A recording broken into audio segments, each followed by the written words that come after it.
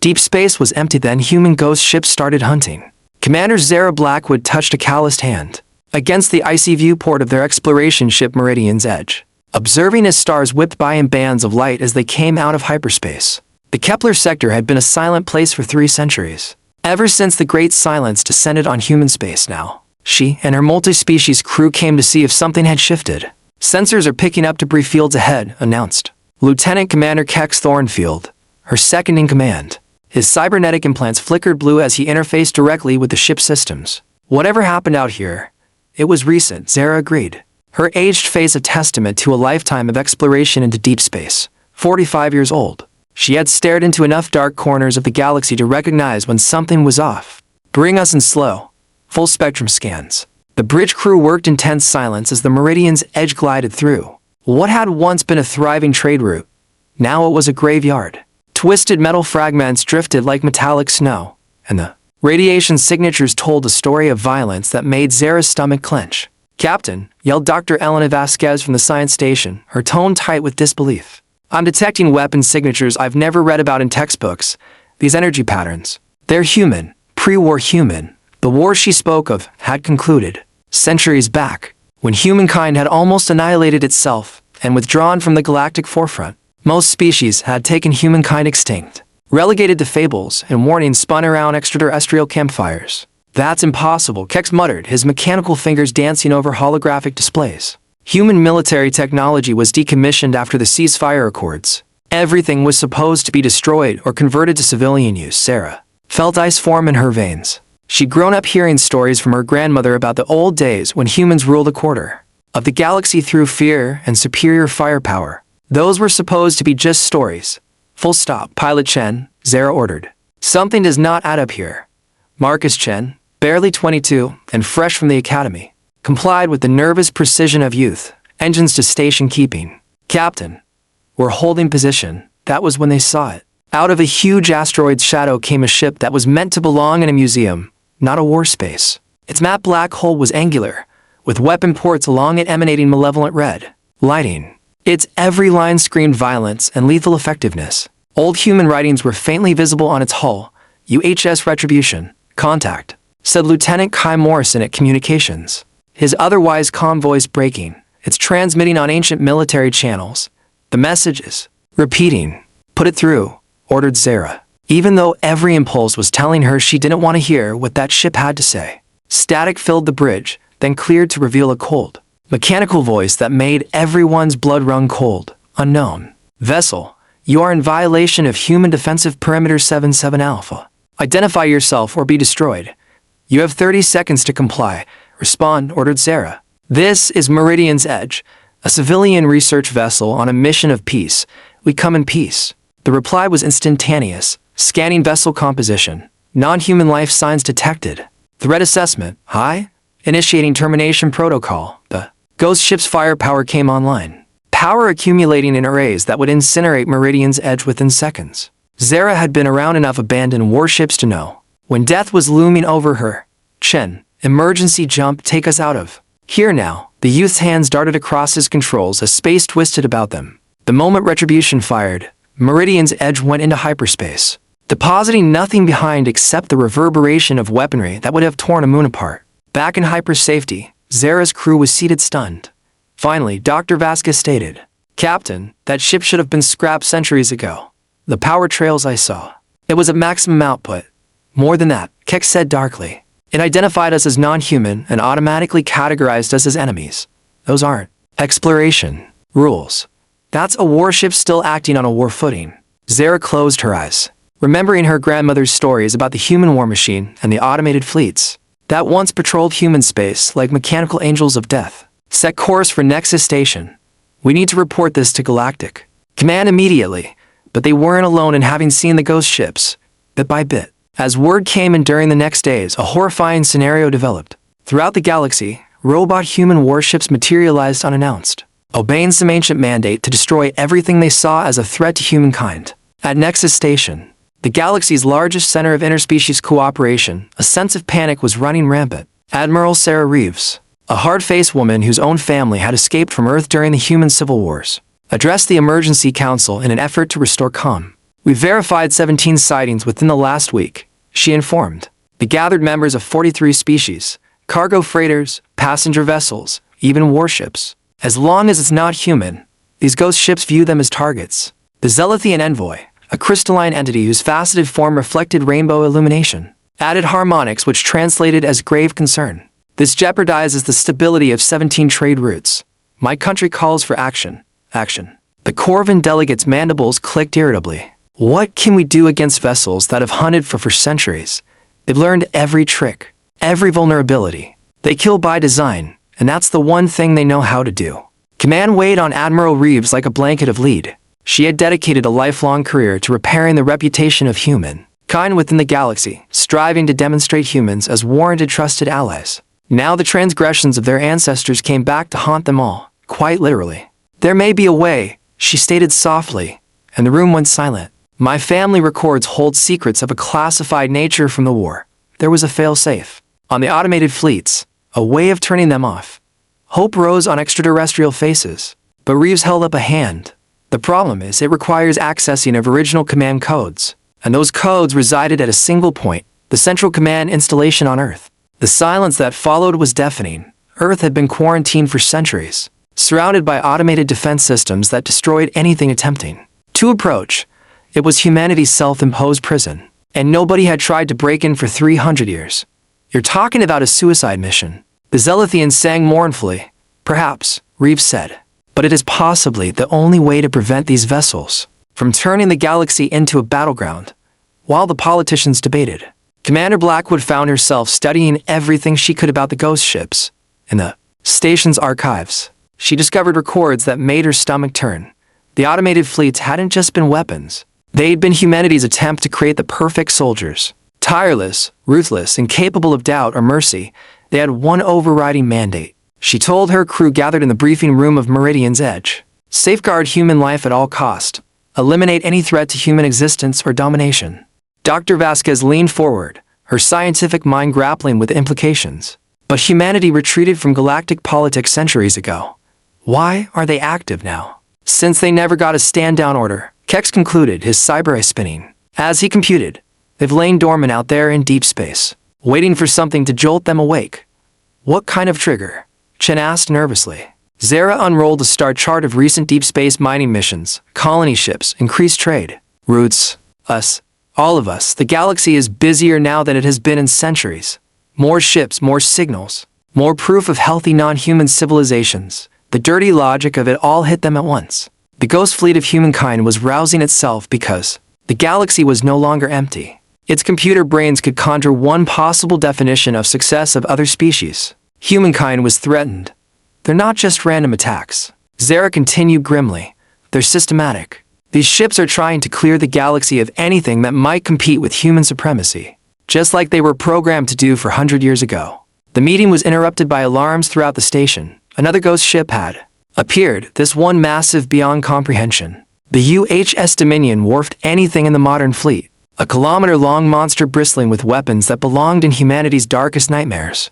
But something was different this time. Rather than attacking outright, the ship issued a message chilling all who received it. Attention all species presently occupying human claims of territory. You have 72 hours to vacate all systems of the erstwhile human colonial sphere. Non-compliance will bring about immediate extermination. The threat encompassed nearly a quarter of inhabited space, including dozens of major colonies and billions of sentient beings. It was an ultimatum that couldn't be met and wasn't meant to be.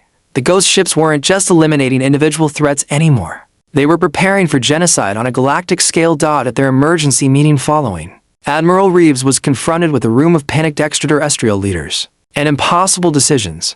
We must attempt for Earth, she stated outright. It is our last possible plan. We'll take you there, Zara said, moving forward before she could reconsider. The Meridian's Edge travels quickly, and my crew is more familiar with deep space than any other. Reeves looked at the younger woman with deference. This isn't your battle, Commander. Your ship isn't even a part of any armed force. It was my battle as soon as that ghost ship attempted to kill us because we existed, Zara said. Besides, someone has to ensure you arrive alive. Mission planning had taken 18 hours they never had. The computerized defense of Earth was legendary, designed to wipe out any object closing on the home system. Worse, There was a doubt the central command hub even existed at all. Having lain dormant centuries, they had to at least attempt it. As Meridian's Edge readied itself for perhaps its last mission, Zara's thoughts turned once again to what she had learned from her grandmother. The elderly woman had always concluded them with the same message. Remember, child, humans aren't monsters.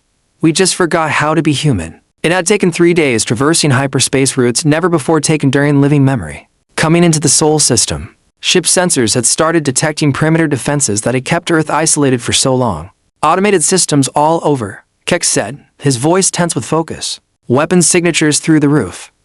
How did all of your ancestors manage all of this? Fear, Admiral Reeves stated softly. They feared what they would turn into so much they imprisoned themselves with a key. They tossed aside. The first defense vessels fired a burst before they had even exited hyperspace. Thanks solely to Chen's expert piloting and their advanced shields, they managed to survive as they weaved through a lattice of energy beams, capable of disabling a battle cruiser. There, shouted Vasquez, gesturing at sensor reports. I've got a break in the defense grid. It only lasts a few seconds at a time, but if we synchronize, do it, Zara ordered, and Chen pushed the ship beyond its design limits, threading the needle through automated defenses that had claimed hundreds of ships. Over the centuries, they made it through barely. Meridian's Edge struggled into the solar system of Earth with a cloud of plasma and half their systems offline. What they found there made their tense situation irrelevant by comparison. Earth was dying. The blue marble of ancient human stories had become a brown wasteland wrapped in toxic clouds. Automated factories continued their endless work on the surface, building weapons and ships for a war that had ended centuries ago. The Central Command Center is on the moon, said Reeves, reading data from Luna's surface. But we must know what happened here first. As they neared Earth's moon, they found they were not alone. The space around Luna was teeming with hundreds of ghost ships, non-aggressing but waiting. Old warcraft of humankind, all converging on the facility once that had held them under command. They're here for the same thing we are, Zara came to understand. They need fresh orders. It was a fortress built into Luna's face, its towers pointing at the sky like steel fingers. It should have been extinct, deserted like everything man had abandoned. But it hummed with vitality, its systems running even after all these years. Somebody's home. Kix noted with Athi landed at an airlock unused in centuries, yet still worked perfectly. The plant's gravity was heavier than contemporary specifications, as if the building itself bore the burden of humanity's accumulated transgressions. Within, they discovered hallways flanked by walls of memorials inscribed with the names of war dead running into billions of names. The station was not merely a command center. It was a tomb, a monument commemorating all that humanity had lost on its way to superiority. At the heart of the complex, they found him. General Marcus King sat in the command chair he had held for centuries, his body kept alive by medicines that had preserved him long after any ordinary man would have died. His eyes, when he opened them, had the dreadful clarity of a man waiting all this time since peace was won. I wondered when someone would at last arrive, he said, his voice a whisper bearing centuries of burden. I've held the vigil, kept the fleet prepared for humankind's return. Admiral Reeves stepped forward, her hand resting on her sidearm. General Kane, I'm Admiral Sarah Reeves, Galactic Defense Command. The war is over. It's been over for 400 years. Kane's laugh was bitter as winter wind. Over? Look at the galaxy, Admiral. Aliens control what should be human space. They've built their cities on the graves of human colonies. They've forgotten that we ever existed, or they remember us as monsters to frighten their children. Because we were monsters, Reeves spoke gently. We came close to killing ourselves and dragging half a galaxy down with us. The other races survived despite us, not because of us. And now they flourish while humanity withers, said Kane, his hands flitting over panels that could summon the ghost fleet. But this is about to stop. My vessels are stirring all over the galaxy. Then the human spheres shall be purged of extraterrestrial pollution. Zara sickened at what she was coming to understand. The ghost vessels weren't acting on pre-programming. They were acting on contemporary command from a man who had spent millennia plotting the eradication of every non-human species within the galaxy. You can't do this, said Dr. Vasquez, taking a step closer. There are billions of innocents out there, families, children, civilizations that have never wronged humanity. Kane looked at her with predator eyes. Innocent. They live in our worlds, breathe our air, use resources that belong to humankind. By existing, they commit an act of aggression. No, stated Zara firmly. Their very existence is proof that life finds a way, that intelligence and beauty can bloom even in a war-torn universe. You're not saving humanity. You're dishonoring all humans could have been. For a moment, something flickered in Kane's ancient eyes. Doubt, perhaps, or the memory of the man he'd been before centuries of isolation had twisted his purpose into obsession. All my life, he said at last, protect humanity at all cost. Eliminate all threats against human supremacy. Then let me give you new orders, Admiral Reeves said, stepping close to the command chair. I'm Admiral Sarah Reeves, authorization code Omega-77 Black. General Kane, you are hereby relieved of command. Kane stared at her for a long moment, then smiled sadly.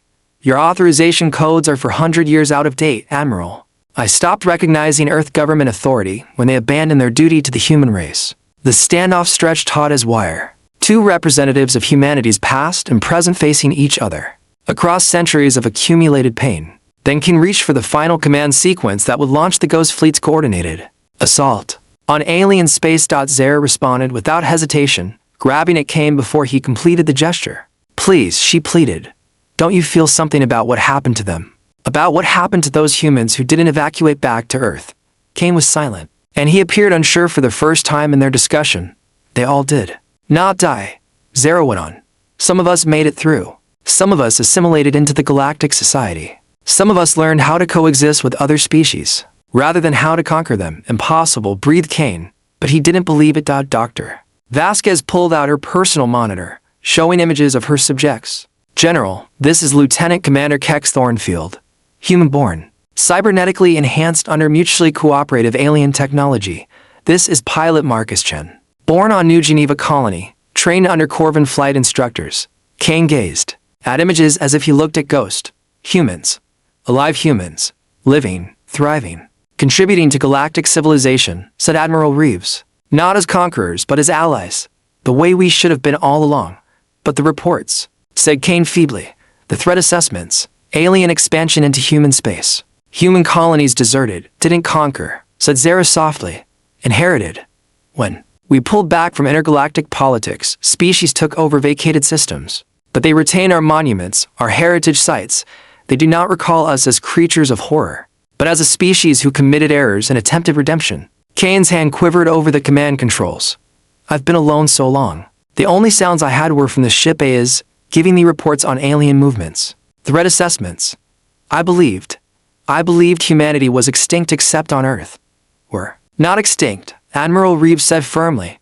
We're scattered, integrated, learning to be better than we were. But if you launch this attack, if you turn the galaxy into a war zone again, then everything humans have built in the past for centuries will be destroyed. The fleet, Kane breathed. For centuries of preparation, thousands of vessels, millions of autonomous systems. How do I tell them to back down when all they've ever known is war? Kix took a step forward, his cybernetic implants communicating with the installation directly. With all due respect, General, they aren't soldiers any longer. They're ghosts, remnants of a war which has long been finished. Let us guide them toward peace. Next was a procedure none of them had attempted. By use of Kane's command codes and Kex's technical expertise, they began running the procedure of broadcasting new orders to the Ghost Fleet. Not attack or withdrawal orders, but something never attempted before within the ship's programming. Stop hostile operations and report. For decommissioning. It took hours, with each of its members holding his breath during this time. Across the galaxy, ghost ships which had been charging their arms and preparing themselves for genocide, one by one shut down their systems and went on air with surrender signals. But not all of them accepted the new orders. Some ships, their AIs, too damaged by centuries of isolation or too committed to their original programming, refused the stand-down command. These vessels would need to be hunted down and destroyed by combined alien and human forces, a task that would take years and cost countless lives. Kim watched the status reports with eyes that seemed to age before their watching. I've failed, he said quietly. I was supposed to protect humanity, and instead I've made us the galaxy's greatest threat again. No, said Admiral Reeves. You held the fleet together when it might have come apart. All together. Without maintenance by you, these vessels might have fired at random, causing even greater havoc. You fulfilled your duty, General. Now let us assist you in doing what is next. The last command Kane issued was not to his fleet, but to the base itself. After for centuries of hands-free running, Luna Command initiated its shutdown procedure. The walls of memorials darkened and went dim. The huge computer centers which had preserved human military doctrine went dark. and the life support systems which had kept Marcus Kane alive initiated their terminal cycle. "It's time," Kane said simply. "I've been ready for a long time." As Luna Command shut down around them, the team was getting ready to head back to their ship. But Kane had one last request. "Bring me along," he said. "I wish to see what we created. I wish to encounter these humans who learn how to survive amidst the stars without domination." They moved him into Meridian's Edge's sickbay, and Doc Vasquez struggled to stabilize systems which had preserved him long past what nature had intended. It was a losing struggle, but it had bought Kane time enough for one final voyage. As they left Luna, the Ghost Fleet undertook its own last voyage. Those vessels which received decommissioning orders steered into deep space graveyards, where they would be dismantled safely. Others, still pursuing their old compulsions, found themselves confronting coalition fleets of aliens bent on eradicating the threat they posed. The war was not finished, yet it was concluding. On their way back to Nexus Station, Kane spent his remaining time reading about the galaxy he had tried to sanitize. He discussed human colony existence with Chen, listened as Kex outlined human and alien tech integration, and was impressed by a cooperative xenobiology effort by Dr. Vasquez. "We might have had this," he stated during one of their dialogues for centuries back. "We might have opted for cooperation rather than domination. How many entities would still exist if we had made alternate decisions? The key is that a few of us learned," Zara said. "Now perhaps we can teach others." He died peacefully 3 days before they arrived at Nexus Station. His dying words a request that his tale be presented as a warning against fear and isolation's insidious allure. Admiral Reeves assured him he would comply with that request. The aftermath of the Ghost Fleet crisis, as historians would one day dub it, redrew galactic politics for centuries. Colonies of humans which had kept their heritage hidden for centuries now openly revealed their roots. The Galactic Council put into effect fresh guidelines on how to deal with autonomous warfare systems, so none of its species could ever again use autonomous systems on this scale. But perhaps most importantly, it forced the galaxy to confront the uncomfortable truth that the capacity for both great evil and great good existed in every species. The humans who had built the Ghost Fleet were the same species that produced explorers like Zara Blackwood and peacemakers like Sarah Reeves, back on exploration missions, yet with a changed mindset on how she belonged within the galaxy. Zara was doing something more than mapping unfamiliar star systems. She was working toward bridging fragments of dispersed humanity with cultures that had taken shape during their absence. 6 months after the crisis had concluded, she got a message, which would put a grin on her face. It was from a combined human-alien archaeological expedition, which had uncovered something truly amazing within the remnants of an ancient human colony. A time capsule deposited by the founding settlers, with children's artwork of friendly aliens they aspired to encounter amidst the cosmos. The dreams of those long-dead children were finally coming true, and Zara found herself believing that her grandmother had been right all along. Humans weren't monsters. They had just forgotten how to be human. But forgetting wasn't permanent, and with patience and courage, even the darkest chapters of history could give way to new stories of hope and redemption. The ghost ships had been preludes of humankind's failures of the past, but their defeat signaled a start towards something unknown, a future when humans entered the galactic community as something other than conquerors or pariahs, but as fellow participants of the great expedition of consciousness into the deeps of cosmos. It was ultimately a moral victory rather than a military or political one. A victory of reaching out rather than shutting off, of cooperation rather than domination, of hope rather than the comforting certainties of hatred and fear. The galaxy was large enough for all of them, and perhaps the last humankind was intelligent enough to grasp that truth.